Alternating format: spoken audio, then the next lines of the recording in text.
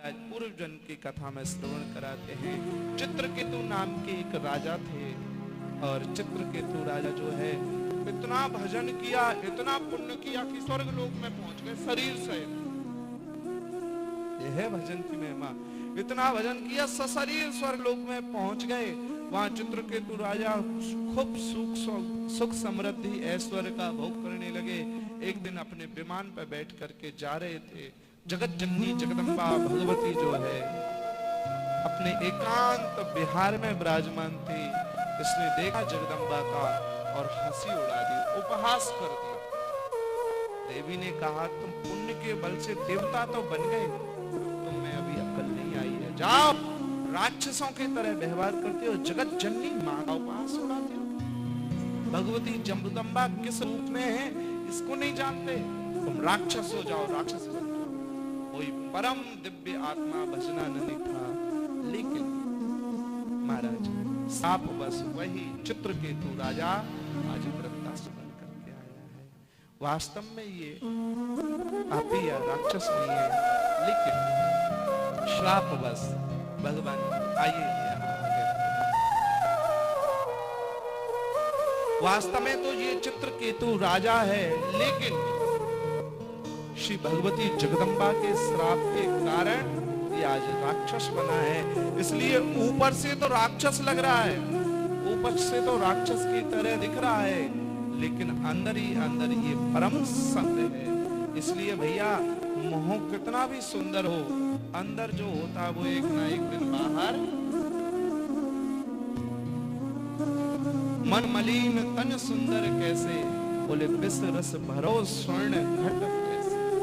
इसने कहा दुनिया में कितने अच्छे अच्छे लोग होते हैं, मन मलिन होता पर तन आह बड़ी सुंदर, ओ बढ़िया कपड़ा पहने हैं, बढ़िया बढ़िया चेहरा है। मन मलिन तन सुंदर कैसे, बोले कैसे हो सकता है, क्या इस पॉसिबल, ये संभव है? बोले हाँ हाँ। बोले कैसे? बोले विष रस भरो स्वर्ण घट जैसे। जैसे विष होता है ना, विष का कार्य क्या है? मारना है ना, पर सोने के घड़े में भर दो तो क्या होगा जी? ऐसे ही संसार की स्थिति हो गई है महाराज।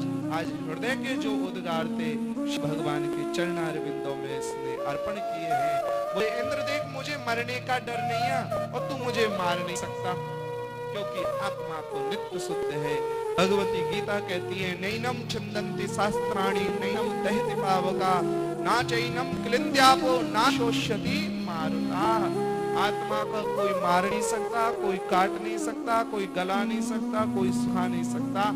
आत्मा नित्य शुद्ध है, पर मरता क्या है जी? जैसे आज आपने ये कुर्ता पहना है, इसको हटाकर आप दूसरा डाल देंगे, ऐसे ही आत्मा इस शरीर को छोड़ेगी, दूसरे शरीर में चली जाएगी। मरा कौन? एक दिव्य ऋषि की तपस्या की हड्डियों से बना हुआ है। मुझे ऋषि की हड्डियां स्पर्श करेंगी, मैं सीधा भगवान के धाम को जाऊंगा। बस भगवान की कृपा हुई। इंद्र ने अस्त्र से प्रहार किया, वृत्तासुर के प्राण पखेरु उड़कर श्री भगवान के चरणों में समाहित हो गए। बोलो भक्त वत्सल भगवान की राधे राधे गोविंद गोविंद राधे राधे राधे गोविंद गोविंद राधे राधे राधे गोविंद गोविंद। इस तरह से षष्ठम स्कंद तरफ सुंदर श्रीमद् भागवत जी के वृत्तासुर के वर्णन की कथा हुई। राजा परीक्षित ने हाथ जोड़े, प्रभु आपने बड़ी सुंदर कथा सुनाई, परंतु हमारी समझ में तो ये आई है कि भगवान सिर्फ देवताओं पे ही कृपा कर रहे हैं। अभी तक जो कथा हुई, किस पे कृपा कर रहे हैं भगवान? बोलो, देवताओं पे कृपा कर रहे हैं या भगवान के दैत्य पे भी कृपा करते हैं, या भगवान सिर्फ अच्छे लोगों पे ही कृपा करते हैं, बुरों पे नहीं करते? ये जैसे ही प्रश्न किया सुखदेव भगवान को हंसी आई। बोले भाई राजा, ऐसी बात नहीं है, भगवान की दृष्टि में किसी का भेद नहीं है। और ना भगवान को अच्छे पसंद है और ना भगवान को बुरे पसंद है। तो बोले प्रभु भगवान को क्या पसंद है, बताइए ये बात की नहीं बताएं आपको, बताएं भगवान को क्या पसंद है। यही बात गोस्वामी तुलसीदास जी से भी पूछी, भगवान को क्या पसंद है। गोस्वामी बाबा कह पड़े राम ही केवल प्रेम प्यारा, राम ही केवल प्रेम प्यारा,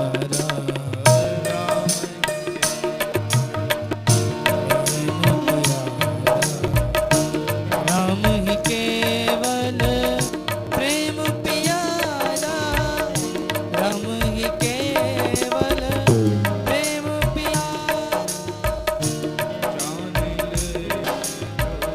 जाननहारा जान ले ओ जो जाननहारा, राम केवल प्रेम प्यारा। भगवान को क्या पसंद है। नहीं, गोस्वामी जी तुलसीदास जी लिख देते कि पैसा प्यारा, लक्ष्मी प्यारी, ये प्यारी, वो प्यारी, भक्त प्यारे। राम को क्या पसंद है जी, बोलो। देखो बोलोगे तो एक आध बात अंदर चली जाएगी, कान से जा रही है फिर मोड़े से चली जाएगी, तो अंदर जम गई बात, बात बन जाएगी। इसलिए बोलने में कंजूसी। और आज पता है कहाँ है, चकाचक मक्खनों मिलने वाला, चिंता मत करो, बस धैर्य बना के बैठे रहना है और मोड़े से बोलते रहना। कहाँ राधे राधे आवाज नहीं आ रही, ऐसे नहीं सुनना आगे कि नहीं, तो जोर से बोलो राधे राधे।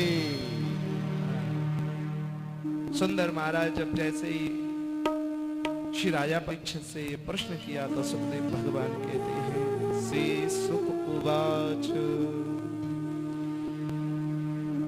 साधु पृष्ठम महाराज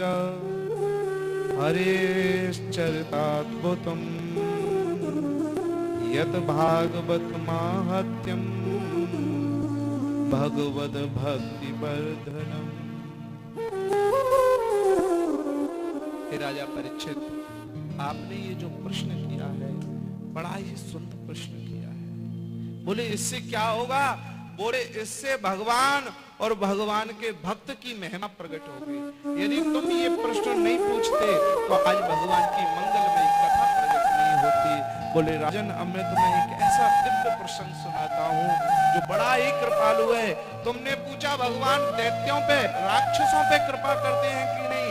बोले राक्षसों पे कृपा नहीं करते, भगवान राक्षसों को अपने गले में ही अपने सर पर बिठा देते हैं। भगवान इतने दयालु हैं।